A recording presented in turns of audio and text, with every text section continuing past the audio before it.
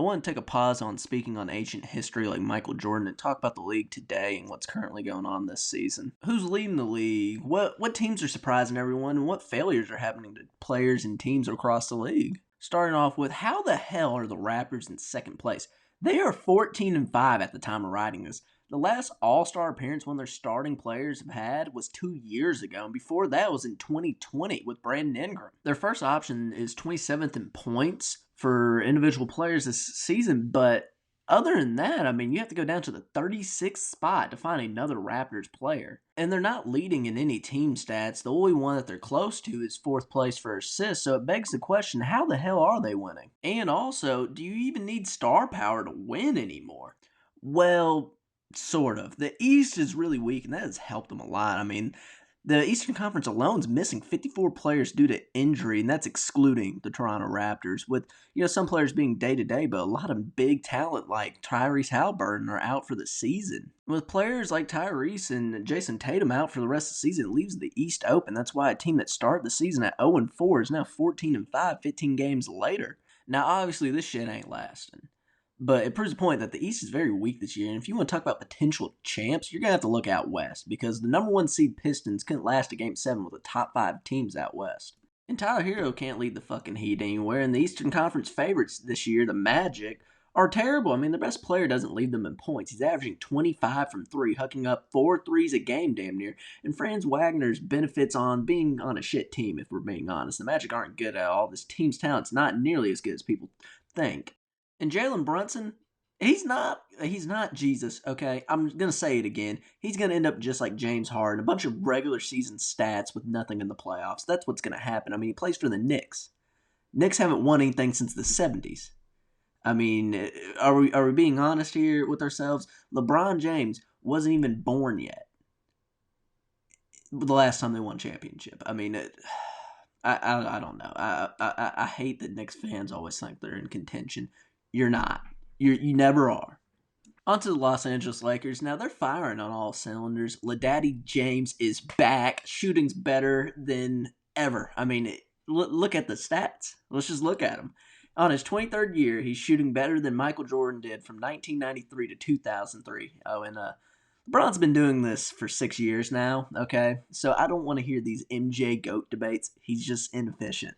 And it's not just LeBron Daddy James balling the fuck out. No, Luka's leading the league in points per game. Austin Reeves is putting up 28 a game. Do I see playoff contention? Yes, the Spurs aren't ready. KD can't win it without a team that can go 73-9 without him. The Timberwolves won against them last year, but I don't want to talk about it.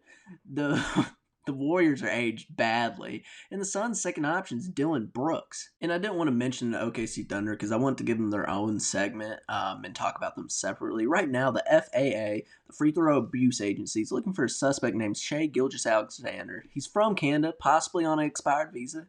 He's a supposed 6'6" guard that looks 6'4" to me, and if you find him, arrest him on site for expired free throw emergency license. Moving on to LaMelo Ball, it's time for him to leave the Hornets. I mean, this team isn't doing this guy any favors so far this season. I can tell that he's through playing for them. I mean, his numbers are in the toilet. They're sinking like Costa Concordia. He needs a team that plays winning basketball, and what teams could actually use him?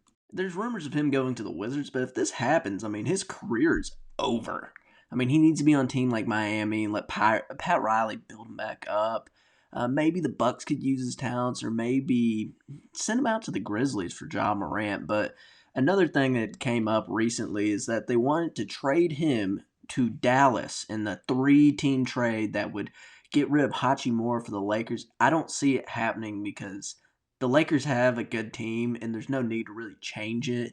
And I don't think Dallas is going to want, LaMelo Ball with Cooper Flag. I feel like that'll be a complete disaster, and what Charlotte will get in return is just way too much. And not to mention, why the hell would the Lakers ever need Klay Thompson? I mean, you already have enough shooters on the team. Do you really need to add to that with one that's having his worst year ever? And LaMelo's not the only big guard that's about to get traded sometime soon. Ja Morant wants out, but he might have to stay on a shit team until his contract's up in 2027, use free agency to find a better team that might want him. I mean, maybe the Raptors might, trade for him, but every successful team has a good guard, and they're less of a PR nightmare too. I mean, he could go to Dallas now that Nico's gone. They realized that they had it all and they gave it for nothing. Kyrie's old and consistently hurt, and they have, D'Lo as backup, and I know Mavs fans are fucking pissed at that. And the other trade rumors gone, I don't even know why the media is pushing this, but they keep pushing, oh, maybe the Mavs will trade Luka back for AD. I'm sorry, Mavs fans, but you'll never get Luka back by trading AD. That's like me trading a Bugatti for a used C-Class Benz. And why would they take AD? I mean, they have Aiden who fits a better role and has more years in front of him, so what's the point?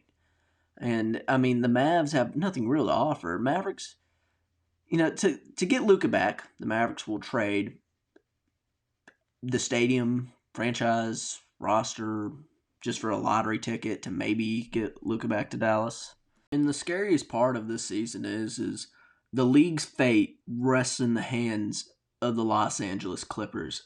That's a sentence that no one ever thought they'd have to say.